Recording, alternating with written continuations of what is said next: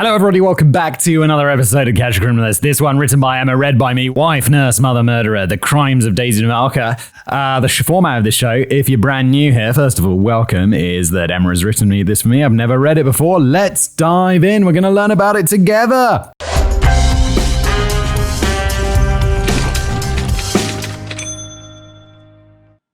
I love taking deep dives into history.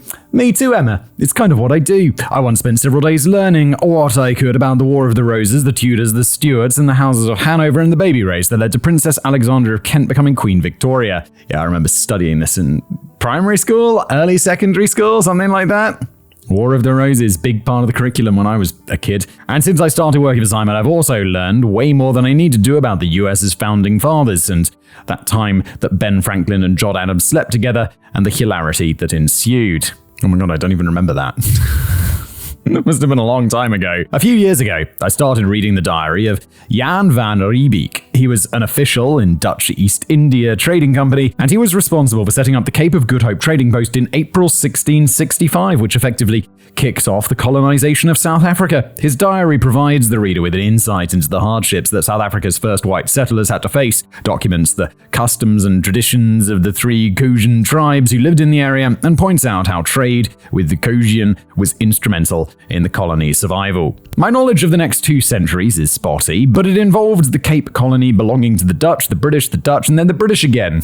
Ah, yes. The colonial times. There were several wars between the colony and members of the Caucasian who realized that the white man had come to stay and wanted them gone. It's like, first of all, yeah, let's trade with you. You got some cool shit. We'll give you some stuff. It's like, quickly, oh no, you guys aren't leaving, are you? You're here to stay, you bastards. By the early 1800s, the colony fought several wars against the Xhosa after the colony started expanding into their territory. And when the Cape Colony officially became a part of the British Empire in the 1820s, a group of Boers moved inland, got involved in a small war with the Zulu king Dingane, and started 2 independent colonies of their own, the ZAR, or South African Republic, and the Orange Free State. I just realized! ZAR must mean, I don't know why Z means South African, but it must mean, like, local language somehow, something. But ZAR is the currency code for the South African rand, like USD or GBP or EUR is for dollars, pounds, and euros. ZAR is for South Africa. And now I know why. I mean, I still don't, because I don't know what the Z stands for. But I'm one step closer to finding out. Am I going to Google it? No!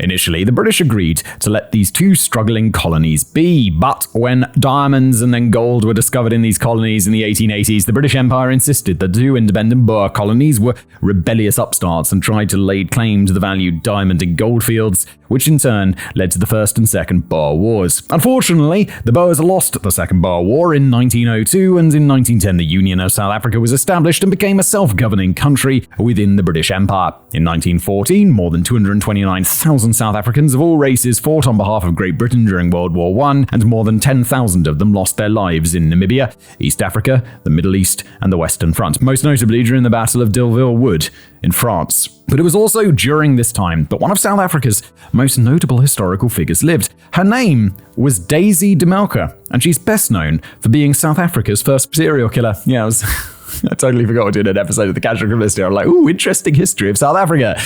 So I know we're here to talk about murder, aren't we? Of course we are. A series of unfortunate events. Grahamstown, these days known as Makhanda, is located in the Eastern Cape, about 10 hours drive east of Cape Town. In 1812, there was a military outpost run by Lieutenant Colonel John Graham, who had been ordered to get rid of the 20,000 Xhosa who lived in the area. This led to numerous wars between the Xhosa and the British soldiers, but the 10,000 Xhosa soldiers were only armed with rawhide shields, and spears were no match for 300 highly trained British soldiers armed with guns, swords, and cannons, and by 1819, the Xhosa were defeated. After the Napoleonic Wars, the British Empire had a poor people problem. So in the 1820s, they offered these people an alternative to the poorhouse: go to the Cape Colony and become farmers. Over 90,000 people from Ireland, Wales, England, and Scotland applied, but the government could only afford to send 4,000 of them to Cape Town. Yeah, I see why. It'd be like, do you want to work in like smoggy London, like sticking labels on jars with old I don't know, someone like, I imagine some Dickensian character doing this. Or do you want to go to South Africa where it's nice and warm and you could like be free, there's no smog, and farm? I'd be like, I want to be a farmer. And so did 90,000 other people. They were all handed pieces of land to settle in places like Bathurst, Albany, and Grahamstown. But what they didn't know was that they were now basically acting as a human shield by becoming a buffer between the Xhosa and the colony. I take it back. I don't want to go and be a human shield. I wanted to be a farmer. Understandably, these settlers didn't like being murdered in their beds, so many of them later abandoned their farms and turned to different trades instead. They would go on to settle towns along the coastline all the way up to Natal, and many of their descendants ended up playing a significant role in South Africa's history. Daisy de Melker's grandfather, John Hancorn Smith, was one of the 1820 settlers. Daisy was born, Daisy Louisa Hancorn, on the 1st of June 1886 in a village known as Seven Fountains, just 25 kilometers outside of Grahamstown. She had been born with a cleft lip, but as she got older, it was barely noticeable apart from leaving her with a slight lisp. She had blue eyes and wild curly dark hair, and she was, quote, bright and chatty. Daisy was one of 11 children, and when she was about 8 or 9, her father, William Stringfellow Hancorn Smith, and her eldest brother, John, moved to the newly established colony of Rhodesia, aka Zambia and Zimbabwe, where they worked on a farm outside of Bulawayo. Daisy joined them when she was 10. Fun fact, my dad was born in Bulawayo. Oh, fun times. Daisy joined them when she was 10, and for the next 3 years, she helped her father and oldest brother to tame the wilderness that they now called home, and that included learning how to safely use poison. According to John Hancorn Smith, they had several heads of cattle on the farm, which were easy prey for the lions, leopards, hyenas, wild dogs, and other wild animals that roamed the area. They used to hunt them and set traps to keep the wild animals away from the cattle, but when that didn't prove to be effective enough, they bought pink strychnine from the local pharmacy, doused animal carcasses with it, and left the poisoned meat out for the wild animals to feed on.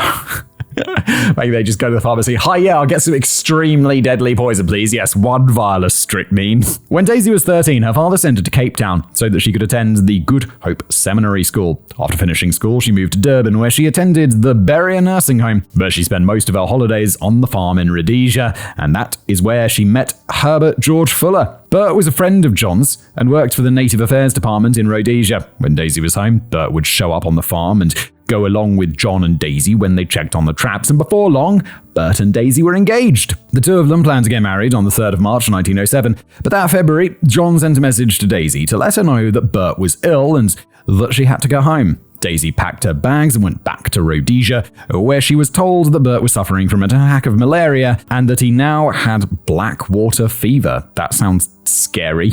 Malaria is scary enough, but black water fever somehow sounds worse. Basically, the virus was destroying his red blood cells, and he didn't have long to live. Well, that's why it's worse, isn't it? Daisy reportedly sat next to his bedside until he passed away on the 3rd of March, 1907.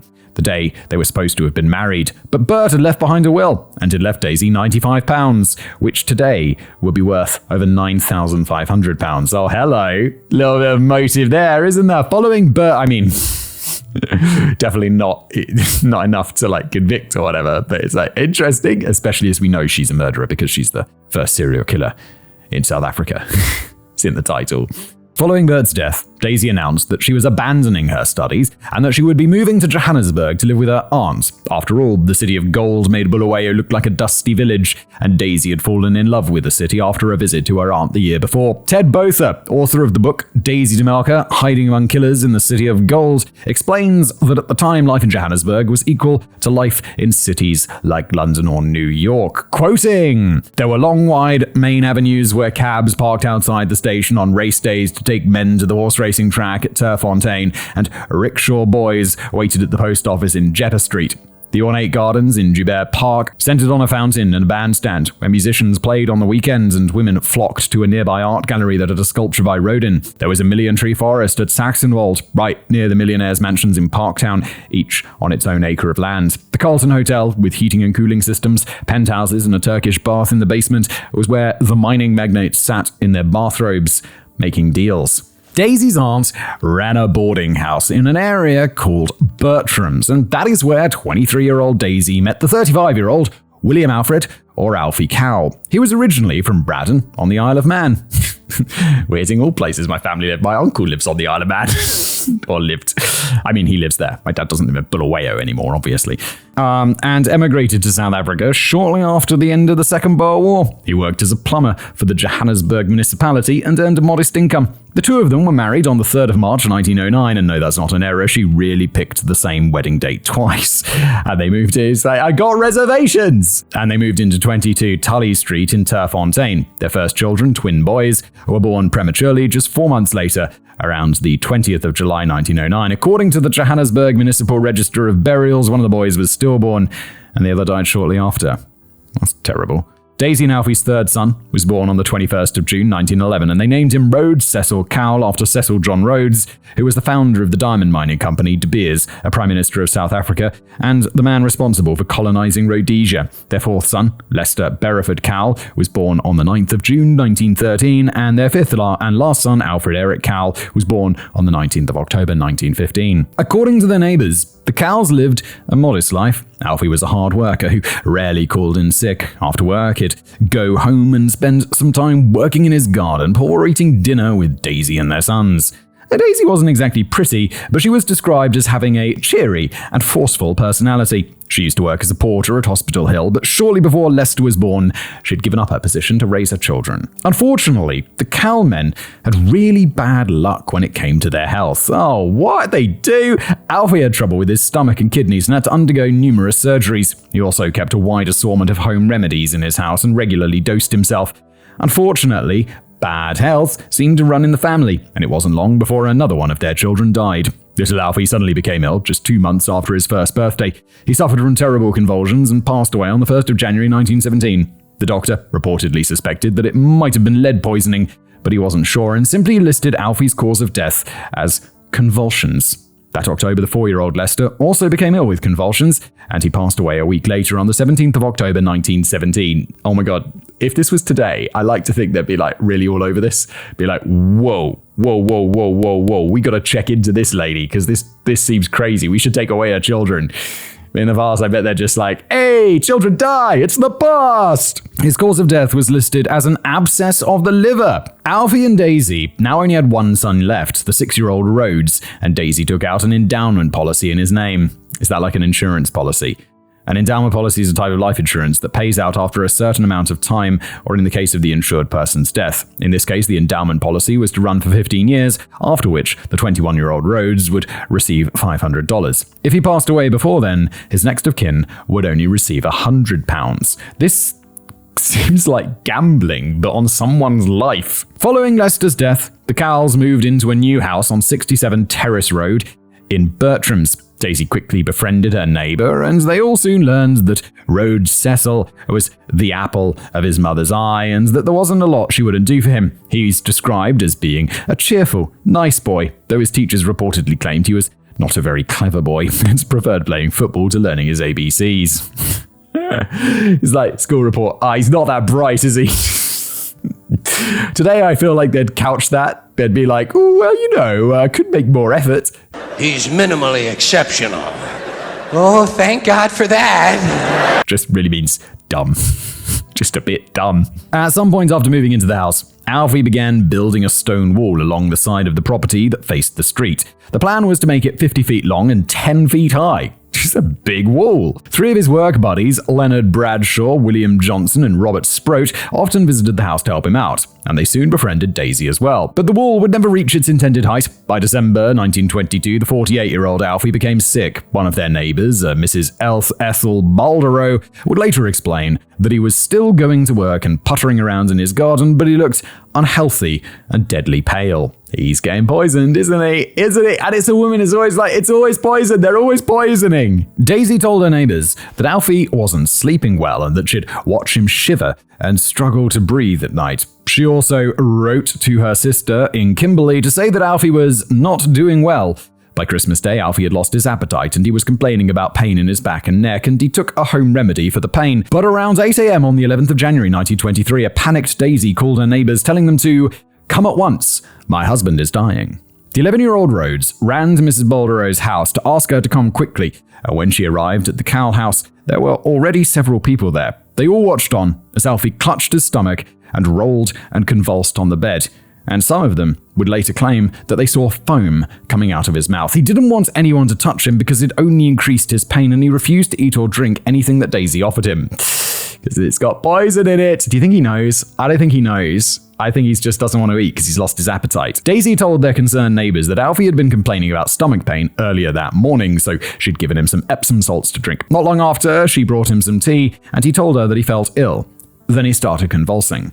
When Daisy called the family doctor, Dr. Albert Pakes, she was told that he wasn't available, so she sent Rhodes to fetch Dr. Layton, who lived nearby. When Dr. Layton arrived, he prescribed an anticonvulsant, and Daisy sent Rhodes to the nearest pharmacy. Dr. Layton left to fetch some instruments from his house, and shortly after, the Cowle family doctor, Dr. Pakes, arrived. After, Alfie told Dr. Pakes that he'd drank some Epsom salts earlier that day and started feeling ill shortly after. Dr. Pakes watched as Alfie suffered another convulsion and would later explain that there were several conditions that could have caused it, including cerebral palsy, a brain injury, pressure on the brain, tetanus, or strychnine poisoning. Let me guess which one of these it is.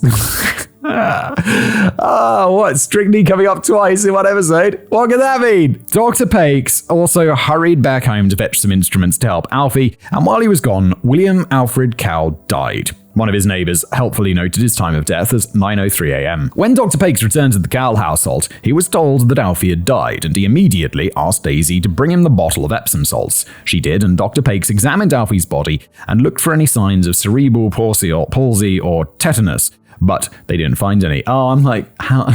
I'm so stupid. I'm like, how does the ear-ringing disease cause convulsions? And I'm thinking of tinnitus, not tetanus. Tetanus is that one you get from you get stuck with a rusty nail or something, right? Right? That's tetanus. You get a jab against it. I recently had it. I think I had a tetanus booster quite recently for some reason. You get it every 10 years, I think. Still, he suspected that Alfie might have been poisoned. Big brain right there. So he called the police and told Daisy that he wouldn't issue a death certificate before the police had a chance to examine the bottle of Epsom salts for poison. Then he left 67 Terrace Road and returned to his house. The Cheppy police arrived shortly after and took Alfie's body to the government mortuary. No one told them that Dr. Pakes had ordered the Epsom salts be tested for poison, and Dr. Pakes just assumed that Daisy had handed the bottle of Epsom salts over to the police. Dude, do you not think that maybe it's always the wife, it's always the husband? Don't be like, and when the police arrive, don't forget to hand over that untouched bottle of Epsom salts, which I think might have been used to poison him. Definitely don't wash all the evidence away, okay? Come on now. Dr. Basil Fergus conducted Alfie's post-mortem and concluded that it died from Bright's disease, aka inflamed kidneys. A copy of his report was sent to Dr. Pakes, who just assumed that the Epsom salts had been tested. Since there was no mention of poison being found, Dr. Pakes signed off on Alfie's death certificate. William Alfred Cowle was buried on the 12th of January 1923 in the Brixton Cemetery. 37-year-old Daisy was now a widow and a single mother, but Alfie had ensured that she was well provided for. Daisy had inherited the house on 67 Terrace Road, as well as an amount of £1,798, which would be worth just over £91,000 today. Not bad. Pushing up Daisy.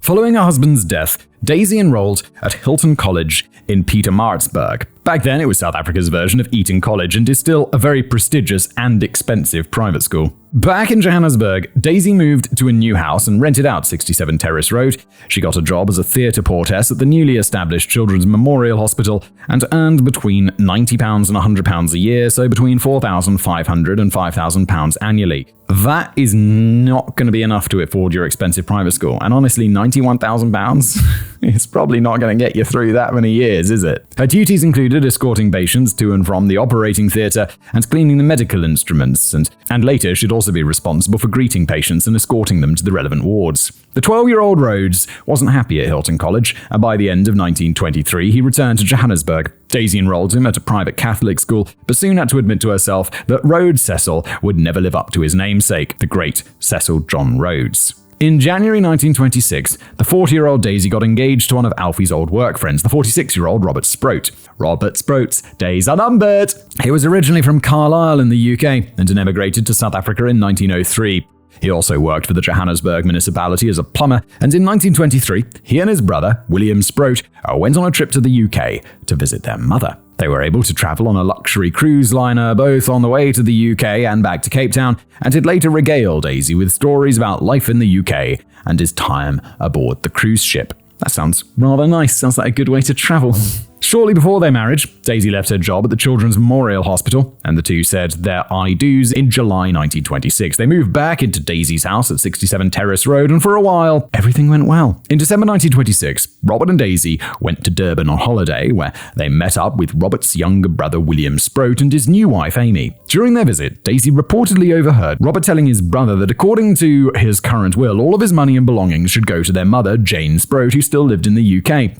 Daisy reportedly complained about this to her new sister-in-law, who urged her to discuss her concerns with Robert instead. Yes, that is the person you should be discussing these things with. I don't know why you're talking to the sister, that's a bit weird. On a lazy Sunday afternoon in October 1927, Robert did some work in the garden, and that evening Robert and Daisy were drinking beer on their veranda when Robert started complaining of a bitter taste in his mouth. Uh-oh, bitter things tend to be poisonous. He went inside looking for some mouthwash, and Daisy watched as he suffered a convulsion and collapsed on the bed. Daisy ran to her closest neighbor, Frances Bradshaw, and begged her to call a doctor. Frances alerted Dr. Samuel Malinick to the emergency, and when Leonard Bradshaw returned home, Frances urged her husband to go over to the Sproat household to check up on Robert. Again, the house was filled with concerned neighbors by the time Leonard arrived. Daisy told him that Robert had fallen ill while they'd been drinking some beer, and Leonard noted that Daisy had rinsed their glasses out in the kitchen sink. I mean, it's interesting you pay attention to that. Is that super suspicious? Like, if I've had a drink, I'll rinse it out in the sink like a normal person. I guess I'll just stick it in the dishwasher, really. But if you don't have a dishwasher, that's what you would do. Again, their neighbors watched on as Daisy's husband suffered from convulsions. He cried out whenever anyone tried to touch him, reportedly claiming that, "Please don't, I can't stand it." When Dr. Malinick arrived, Robert Sproat told him that he was experiencing a sharp pain on the left side of his abdomen and he was covered in sweat. Dr. Malinick couldn't physically examine Robert's abdomen since he flinched away and cried in pain, but the doctor suspected that Robert might have a ruptured stomach ulcer. Oh my lord, that sounds extremely uncomfortable. When Robert denied this, the doctor asked him if it was possible that he'd come into contact with lead recently, and Robert told him, "To hang with lead poison, I haven't worked with lead for years." According to Dr. Malinick, he'd never seen anyone with symptoms like Robert Sproat, and he had no idea how to treat him. He gave Robert a sedative and said that he'd be back in about 30 minutes to administer another dose. He returned as promised, but couldn't really say that the sedatives helped Robert's condition much. Robert begged Daisy to call his brother William and another one of his friends, William Johnson, who ended up sitting next to Robert's bedside all night. According to Johnson, Robert told him, quote, "If anything happens to me, tell my brother that Daisy must get everything. Lock, stock, and barrel."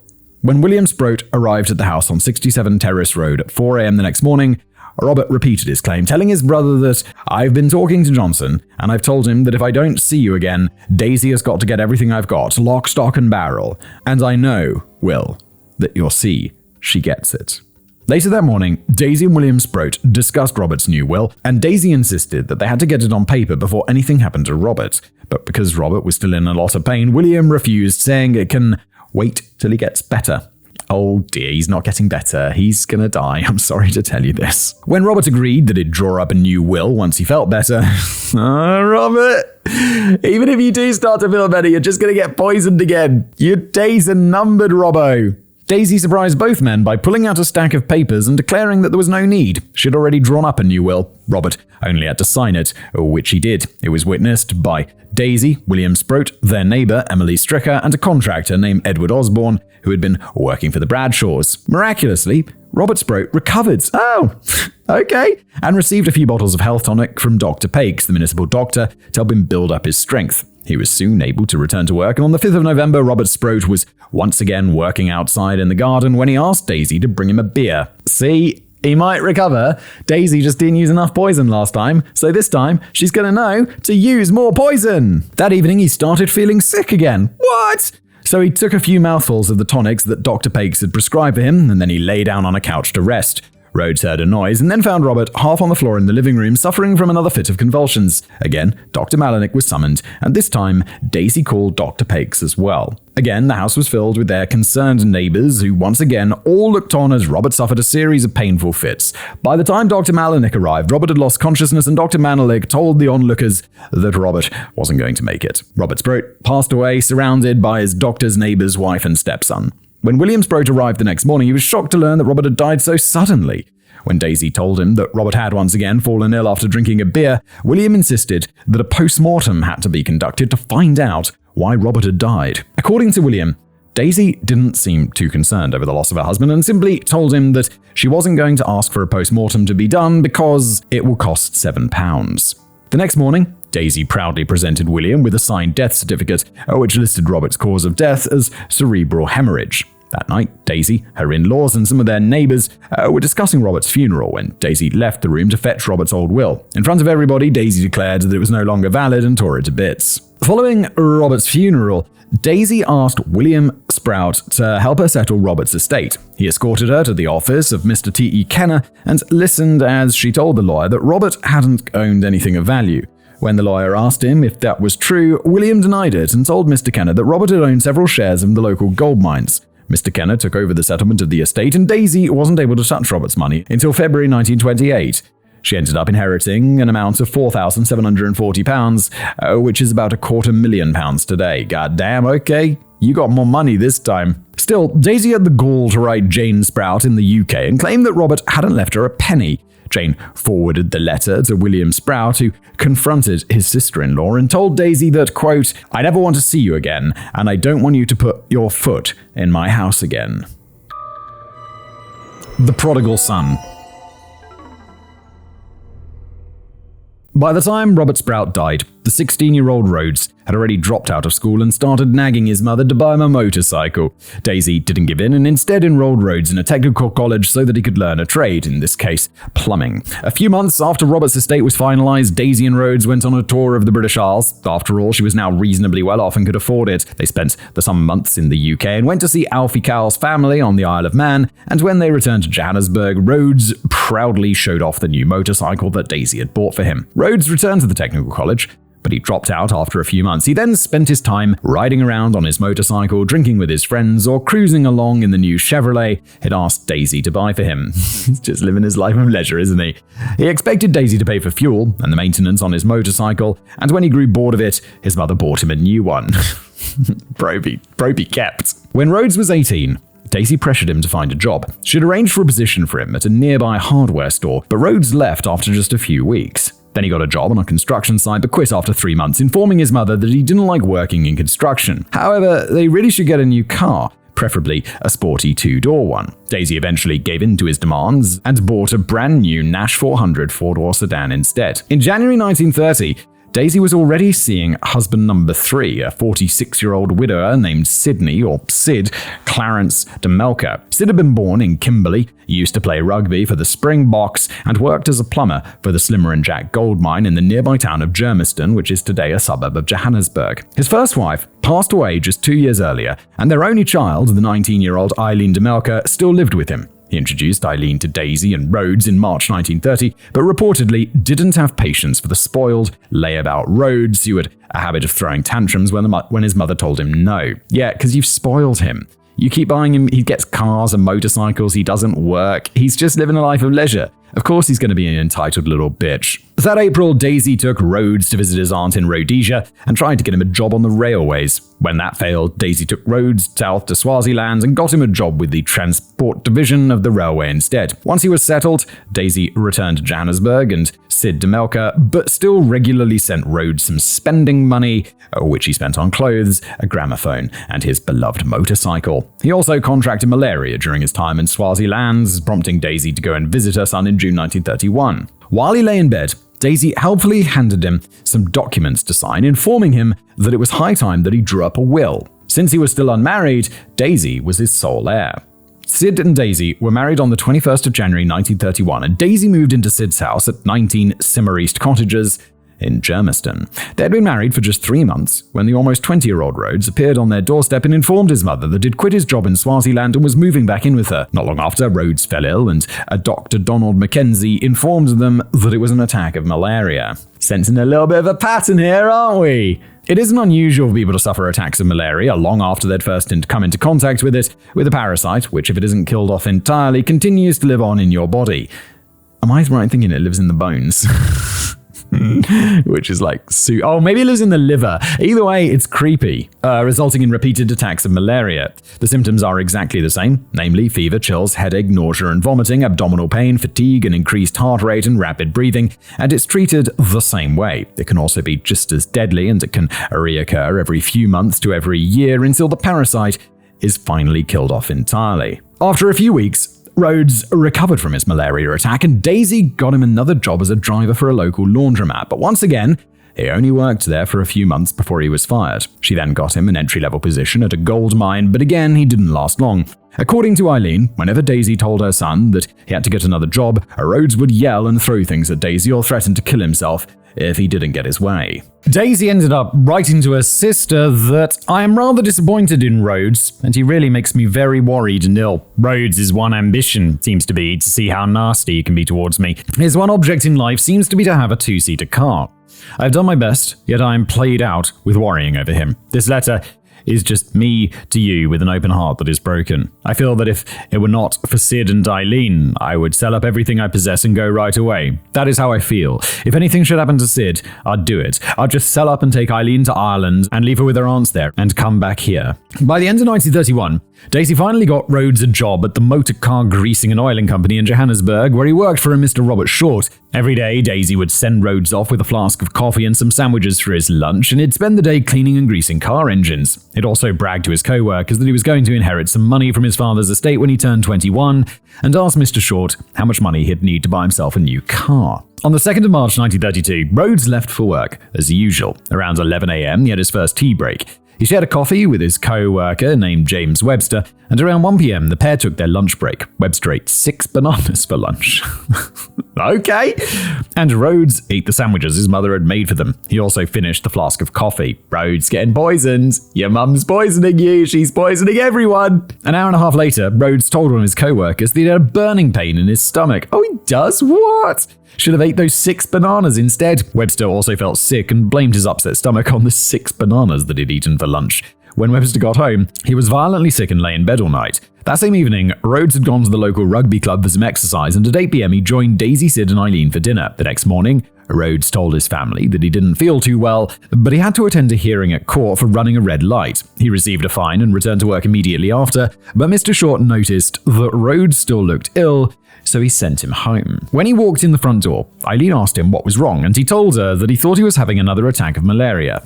Rhodes climbed into bed shortly after they'd eaten lunch, and that evening he started vomiting. The next day, Daisy called Dr. Mackenzie to come and see Rhodes and explained that he'd been sick for a few days. Dr. Mackenzie established that Rhodes didn't have a fever, didn't have an elevated heart rate, and was breathing normally, and dismissed the idea that Rhodes was suffering from another bout of malaria. He asked Rhodes to describe his symptoms, and Rhodes explained that he had a sharp pain in his neck as well as a bad headache. Dr. Mackenzie thought that Rhodes was suffering from the flu, so he prescribed some painkillers and left Rhodes in his mother's care, reassuring Daisy that Rhodes should feel better the next morning. That night, Eileen took Rhodes some food and a glass of ginger ale, after which Daisy offered to sit with him. The next morning, on the 5th of March 1932, Daisy made Rhodes some custard, but later told Eileen that he refused to eat it, so Daisy had eaten the custard herself. Shortly after, maybe the custard wasn't poisoned then. Shortly after, Rhodes' condition worsened. That afternoon, a neighbour of theirs, Mrs. Jalenda Brunton, offered to look after Rhodes. She tried to feed him some soup and brandy, but Rhodes only cried in pain and complained of a sharp pain in his stomach. Mrs. Brunton offered to call Dr. Mackenzie again, but when she was told that he wasn't at his office, she left a message, then called her own doctor, Dr. Eamon Ferguson, to come and take a look at Rhodes. When Dr. Ferguson arrived, Rhodes was having trouble breathing and his face was turning purple from a lack of oxygen. He was also suffering from convulsions, and Dr. Ferguson gave him some chloroform to ease the spasms and help him breathe. Oh, I didn't know chloroform had an actual medical use other than making people pass out in movies. By the time Dr. Mackenzie arrived, Rhodes had lost consciousness, and the two doctors did their best to save the 20-year-old Rhodes' life. They did CPR on him and gave him 3 adrenaline shots and a dose of strychnine to keep his heart beating. Okay, another use of strychnine there. However, after a few minutes, the two doctors had to tell Daisy and Mrs. Brunton that Rhodes was dead. That evening, Dr. Mackenzie did his autopsy and listed Rhodes' cause of death as cerebral malaria. I thought we ruled out malaria. Rhodes was buried next to his father the very next day, just 3 months shy of his 21st birthday. The skeletons in Daisy's closet. In the days following Rhodes' death, Eileen often had to console a crying Daisy, who spent her afternoons standing next to Rhodes' grave. The day after his funeral, she'd gone to see Mr. Robert Short to inform him that Rhodes was dead and collect the wages he'd earned for the previous week. She also cashed in on the endowment policy she'd taken out for Rhodes when he was 6, earning herself a measly £100. But unbeknownst to Daisy, Rhodes' sudden death had set off alarm bells in the minds of William Sproat. In the weeks and months and years following Robert Sproat's death, William had become convinced that Daisy had somehow murdered his older brother. The Sproat family had even tried to have Robert's final will declared invalid, but they'd lost the case, and Daisy had been allowed to keep the $4,740 that William insisted should have gone to Robert's mother, Joan. But when William heard how Rhodes had died, he couldn't help but draw comparisons between Robert and Rhodes' sudden illnesses. So William paid a visit to the Department of Criminal Investigation in Pretoria and told the officers on duty that he suspected Daisy had murdered both her husbands and her son. On the 15th of April 1932, a little over a month since Rhodes' death, William Sproat, Dr. Mackenzie, a police detective, and 3 forensic scientists went to Brixton Cemetery and exhumed the remains of Alfred Cowle, Robert Sproat, and Rhodes Cowle.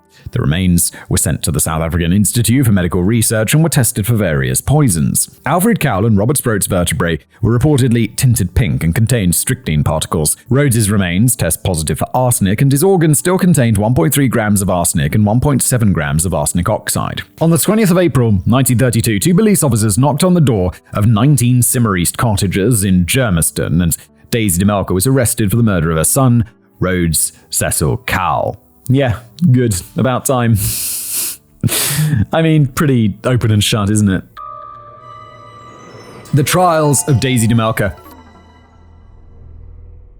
Daisy de Melker first appeared in court the day after her arrest. The news of her crimes had already spread throughout the city, and the magistrate's court in Germiston was packed when Daisy took her seat next to a newly appointed lawyer. Magistrate Douglas Mearns told the court that Daisy was being charged with the murder of her son by means of arsenic poisoning and the murders of her husbands by means of strychnine poisoning. A preliminary hearing took place a month later on the 18th of May 1932, and again the courtroom was filled with curious onlookers. To quote here, "Every inch of space in the court was occupied, women, both young and old, forming a big majority of the attendants. So closely was the court packed that the main doorway was blocked, impeding the entry of witnesses and others, and the magistrate, Mr. Douglas Mearns, ordered the doorway to be cleared." The purpose of the preliminary hearing was to determine if the Crown had a case against Daisy. Over 60 witnesses were called, which included Daisy's neighbours, her friends, and the doctors who treated Alfred Cowle, Robert Sproat, and Rhodes Cowle. The Crown explained that Daisy had committed each of these murders for financial gain and presented the forensic reports to the court that indicated that Daisy had poisoned each of her victims. What they couldn't prove was how and where she'd managed to get her hands on the poison she'd used to murder them, since both strychnine and arsenic were controlled substances. Wait, didn't we say earlier she just went to the corner store and bought that strychnine to poison animals or whatever? They'd questioned every pharmacist in Germiston to ask whether or not they'd sold Daisy de Melker a controlled substance, but no one had any record of her. The best guess was that she'd somehow stored the strychnine away when she was living in Rhodesia back in the late 1890s and had been carrying a bottle of the poison with her since then. But they didn't find either strychnine or arsenic in the de Melker's house when they'd arrested Daisy, and it wasn't a secret that some of the medicines the doctor had prescribed to victims had contained traces of both strychnine and arsenic. At the end of May 1932, the public prosecutor asked the local media to print a photograph of Daisy, hoping that it would lead them to the person who sold her the poison, and on the 1st of June, the Johannesburg Star printed a full front-page story on Daisy's case. The plan worked, and a pharmacist named Abraham Spilkin came forward to let the police know that he'd been the one to sell Daisy the arsenic. Later, one of the Crown prosecutors, Sylvester Quinlan, would write that he'd paid special attention to Daisy's face when the crowd called their surprise witness to the stand. Quoting him, "I saw what nobody else saw. She seemed almost to recoil with fear and horror. Every drop of blood drained from her face. In those few seconds, I know that she knew that for her it was the end of the road, and there was no way she could escape from Spilkin's deadly evidence." Mr. Spilkin explained that he owned a small pharmacy in Kenilworth, Johannesburg. On the 25th of February 1932, a woman called and asked if he had something that she could use to get rid of a stray cat. Mr. Spilkin explained, that he had some arsenic in stock, but that she'd have to come and collect the poison herself since she needed to sign the poison register. He'd also suggested that she bring the cat to him instead and that he'd get rid of it and save her the trouble. 2 hours later, an old client of his named Mrs. Cowle walked into his pharmacy and explained that she'd been the woman who called him earlier that day. He measured out 60 grains, a teaspoonful of white arsenic for her. He placed it in a small wooden box, added a label, and then had her sign the poison register. She signed it as D.L. Sproat, noted her address as being 67 Terrace Road, and told Mr. Spilkin that she'd recently gotten remarried. So, when the police came calling a few weeks later, they didn't find any record of a D. de Melker, or a mention of 19 Simmereast cottages in the books. If it hadn't been for a photo in the newspaper, Mr. Spilkin would have never known that she'd used the poison to murder her son. Daisy de Melker was indicted on the 5th of August 1932, and her murder trial was set to begin on the 17th of October that same year. While she was in prison, the story of her crimes traveled the world, and her story was published in newspapers in Jamaica, New York, Australia, and London. The international media referred to Daisy as the Borgia of the Transvaal, liking her to Lucrezia Borgia, Pope Alexander VI's daughter, who was often accused of being a poisoner, a murderer, and a witch. Some believed that she had to have been a real femme fatale to be able to lure so many men to their deaths, but a local author named Sarah Gertrude Millen set the record straight when she wrote that, quote, "What chiefly interested me about this woman was the attraction that, despite her apparent unattraction, she seemed to have. She was really ugly. She was small, thin, with tousled grey hair, claw-like fingers, a faded skin, large spectacles, a mouth like a fish, and a cleft palate." Now, Daisy's solicitor knew that he didn't have the necessary skill to represent her in criminal court, so he suggested that she should hire a criminal lawyer to defend her and introduced her to two barristers named Harry Morris and Izzy Maisels. According to Ted Botha, the author of Daisy de Melker, hiding among the serial killers in the City of Gold, quote, "Harry had been building up a reputation for representing the most unwinnable cases, which usually also meant the most reprehensible acts possible: arson, sexual assault, illicit diamond buying, fraud, theft, embezzlement, murder." Both men would later explain that they hadn't been impressed with Daisy, and Morris explaining that she'd come across as ruthless, remorseless, and pitiless, and had soulless blue eyes. But he couldn't deny that she had a certain charm about her. She had no trouble making friends in prison, taught the other women in the prison how to drink tea the English way, pinky in the air, and reportedly had a good, if dark, sense of humor. According to Harry Morris, Daisy was a paradox. She was an oversexed woman who had no time for men. All her victims were males. Her intimate friends were women. Not only did she like them, but they liked her. However, despite the international media's ongoing fascination with Daisy, the South African public hated her. The women reportedly had no problem with Daisy murdering her husbands. It was the fact that she'd murdered her son that had them calling for the death sentence. So, Harry Morris and Izzy Maisels suggested to Daisy that her case should be heard in front of a judge instead of a jury. Probably a smart move right there. They're not going to be impartial. Daisy de Melker's murder trial took place in the Johannesburg High Court and was heard by Justice Leopold Greenberg and his assistants A.A. Stanford and J.M. Graham. In his opening statement, Crown Prosecutor Cyril Jarvis explained the Crown's case against Daisy de Melker. He explained how death seemed to follow Daisy, recounting the deaths of her first fiancé, Bert Fuller, the deaths of her youngest children, and the deaths of her two husbands, Alfred Cowle and Robert Sproat. He then went on to explain that Rhodes and his mother often argued, and that he'd become a burden to Daisy. So, Daisy poisoned Rhodes' coffee and later fed him poisoned custard when it seemed like he was starting to get better. Harry Morris, on the other hand, argued that Daisy wasn't a murderer but a, quote, loving and dutiful wife, a housekeeper, a nurse, a hard worker. She was no stranger to death and already lost 4 of her children. All of her neighbors would testify to the care she'd showed to Alfred Cowle and Robert Sproat, how she'd immediately called for a doctor when they fell ill, and how they'd witnessed her tears when both men drew their final breaths. None of the doctors who'd attended Alfred, Robert, or Rhodes mentioned the possibility that they'd been poisoned, and the fact that Daisy had set out to kill a cat just a week before Rhodes fell ill was a coincidence, but not improbable. 2 of Daisy's sisters were called to the stand, and they testified that as far as they knew, Daisy's marriage to Alfred Cowle had been a happy one. One of her sisters, Fanny McLaughlin, explained that Daisy had been grief-stricken after Alfred's death and told the court that she often thought that Daisy was too soft on Rhodes. Daisy's old neighbors all described Alfred Cowle and Robert Sproat's deaths in detail, explaining how their backs and necks had arched when they convulsed. All of them recalled how the 2 men seemed to be perfectly healthy in the days leading up to their deaths, and all of them noted how similar the two men's symptoms were. When Daisy de Melker was called to the stand, she explained that Daisy was a loving mother, but Rhodes was spoiled. Quoting here, "He was always wanting his own way. Often, when he passed the remark that he had seen something in town for his motorbike which he wanted, he would get it."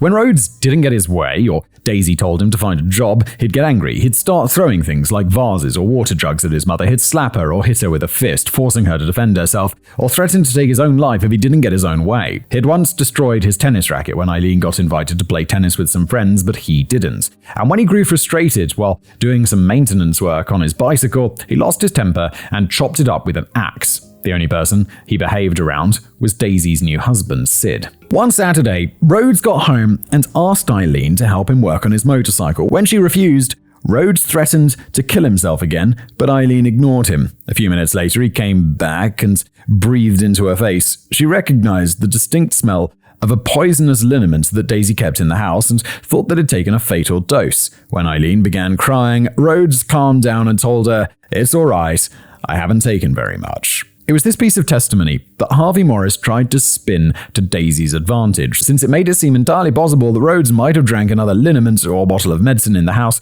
not knowing that it contained a fatal dose of arsenic. Yeah, it's pretty good. This is pretty... I think she did it, but this is pretty good for establishing reasonable doubt, isn't it? Unfortunately, he couldn't argue against the fact that Daisy had bought arsenic a week before Rhodes fell ill. Tests done on his remains and fingernail clippings that belonged to his colleague James Webber all agreed that both men had been exposed to arsenic. When the Crown's poison expert, Professor John Watt, was called to the stand, he explained what the symptoms of strychnine and arsenic poisoning were.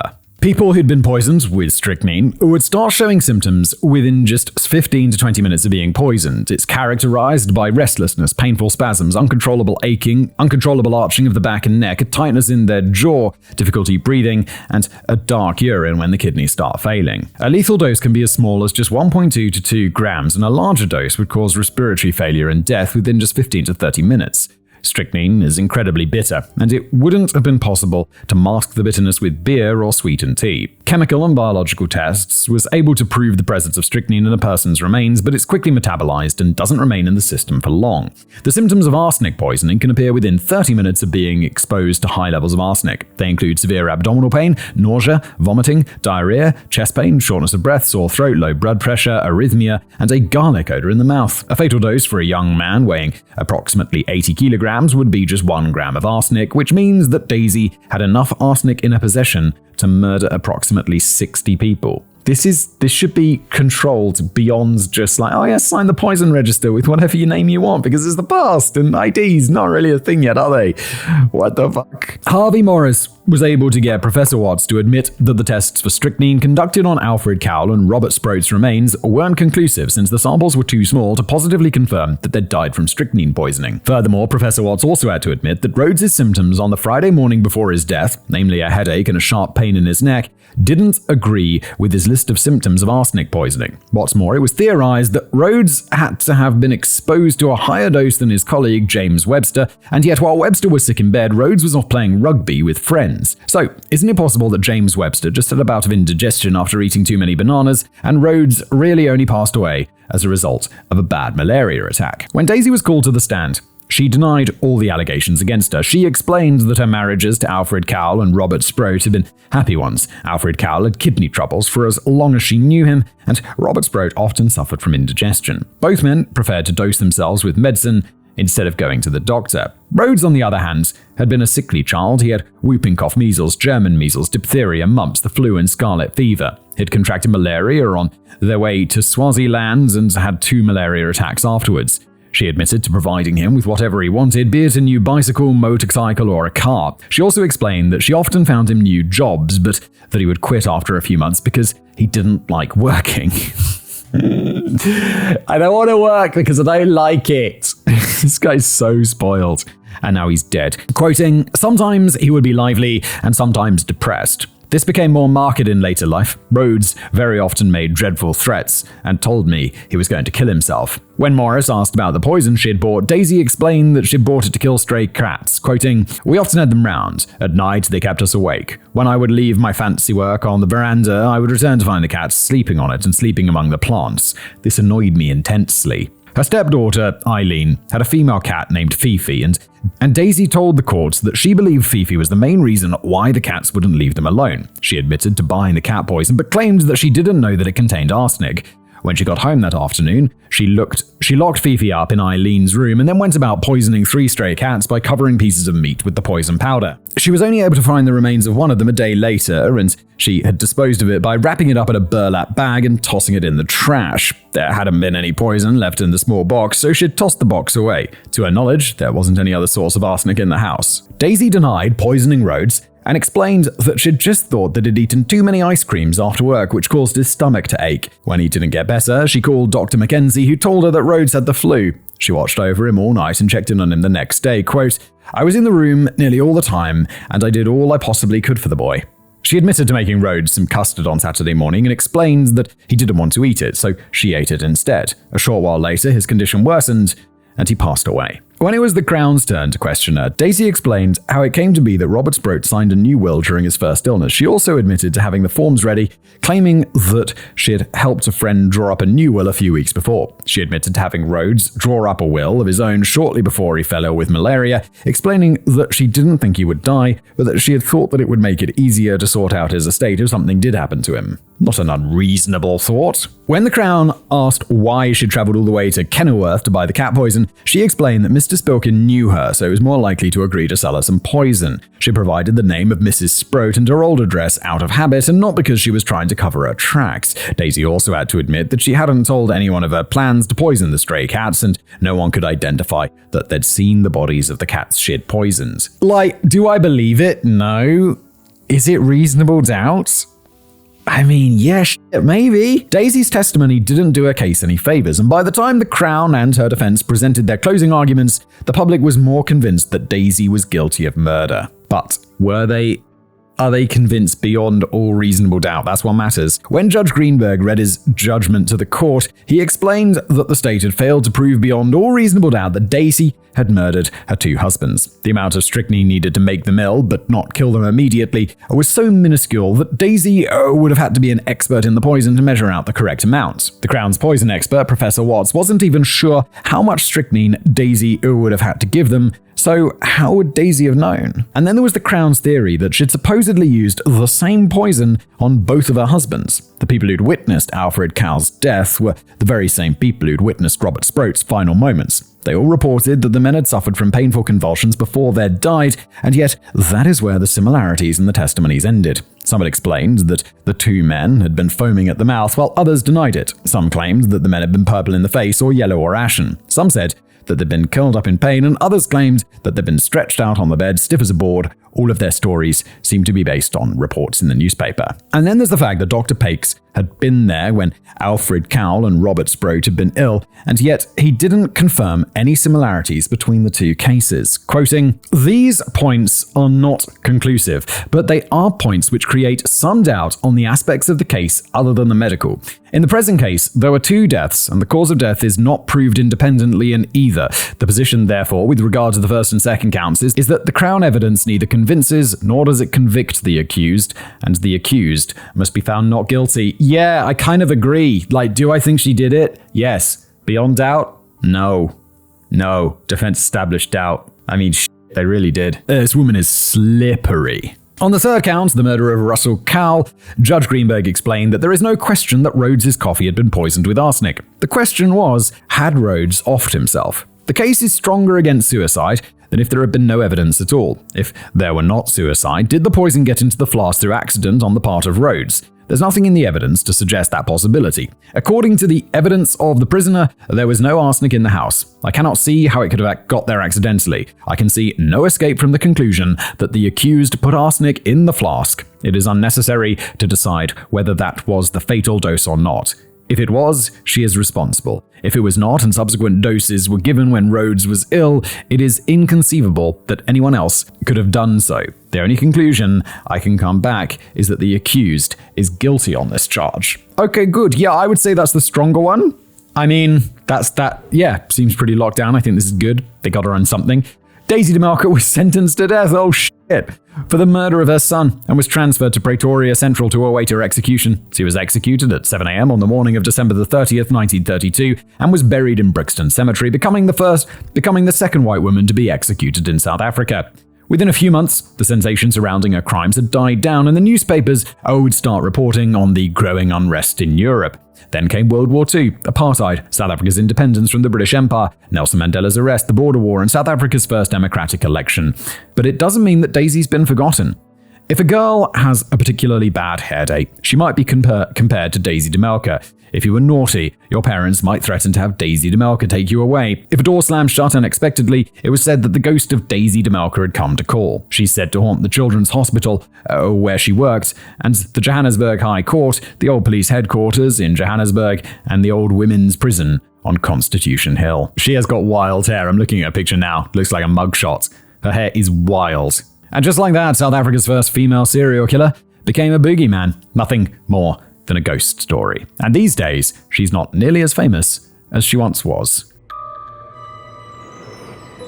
Dismembered appendices.